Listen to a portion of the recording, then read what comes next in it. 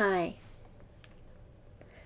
I grew up a Jehovah's Witness, and I trusted what the organization taught me about death, resurrection, and afterlife or no afterlife. I trusted what they said that Christendom taught on this subject. So when I left the Jehovah's Witnesses, finding out that I couldn't even trust them on things that I could check, like their own history, I decided to re-examine all the teachings and wrestled with these subjects. But this time I went to sources instead of trusting the Watchtower's distilling of information. I'm going to read to you from a sampling from a sermon by Alexander Maclaren. He is one of my favorite, and he was one of the greatest preachers. Afterwards, at the end, I'm going to link to two other great teachers of the church. So first we'll do some readings from Alexander Maclaren. His sermon is called Burning and Not Burning Out, and it was taken from Exodus 3, verse 2. And behold, the bush burned with fire, and the bush was not consumed. I just found this point interesting, a little further into the sermon, and I wanted to share it with you. He quotes from Isaiah 33. Isaiah asked, "Who among us shall dwell with the devouring fire? Who among us shall dwell with everlasting burnings?" He has been supposed to be asking what soul can endure the terrors of God's consuming and unending wrath. But a little attention to the words would have shown that the devouring fire and the everlasting burnings mean God and not hell, and that the divine nature is by them not represented as too fierce to be approached, but as the true dwelling place of men, which indeed only the holy can inhabit, but to inhabit which is life. Precisely parallel to the psalmist's question, who shall ascend into the hill of the Lord, and who shall stand in his holy place?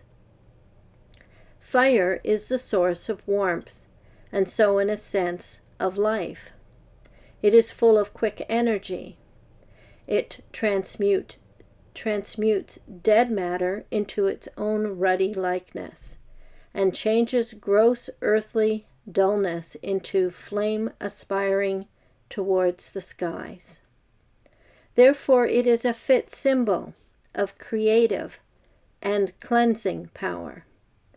God is the fiery spirit of the universe, a spark from whom eradicates and vitalizes,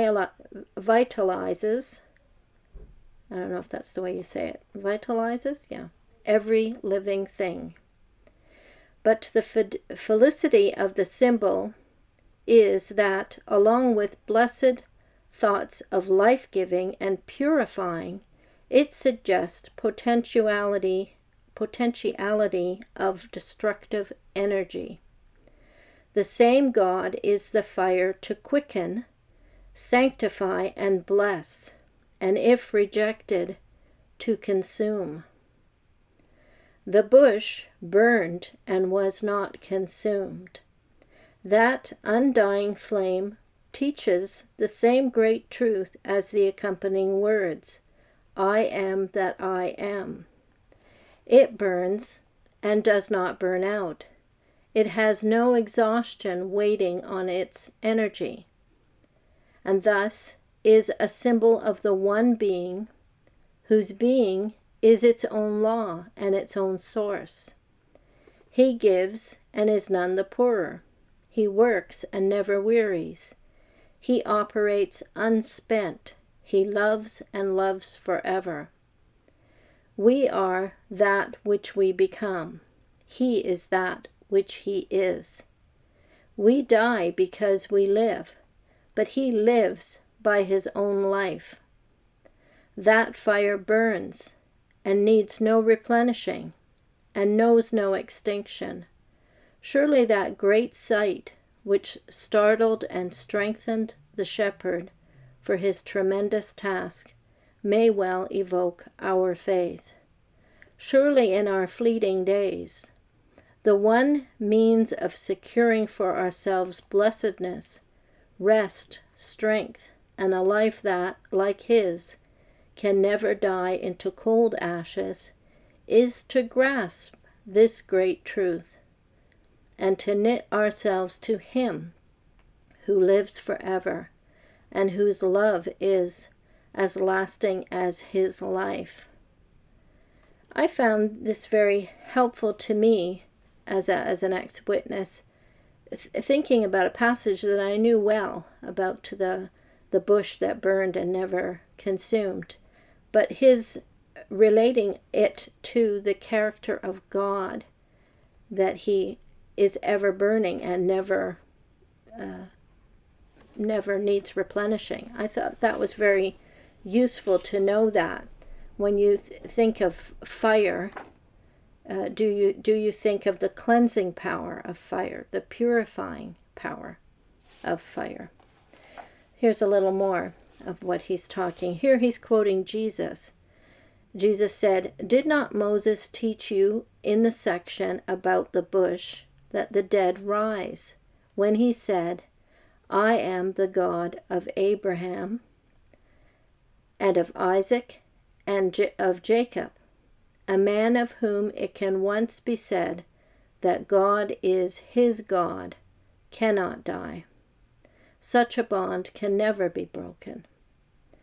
Therefore, Abraham, Isaac, and Jacob are still living. For all those who we call dead, as well as all those we call living, live unto him. And though so many centuries have passed, God still is, and not was, their God. The relation between them is eternal, and guarantees their immortal life. Immortality without corporeity, physicalness, is not conceivable as the perfect state. And if the dead still live still, there must come a time when the whole man shall partake of redemption. And in body, soul, and spirit, the glorified and risen saints shall be forever with the Lord.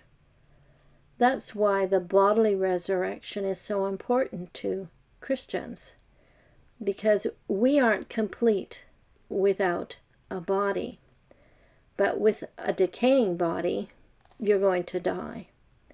The promise of the resurrection is to give you a new body, a glorified body, not to suffer death. It conquers death, the corruption of the body.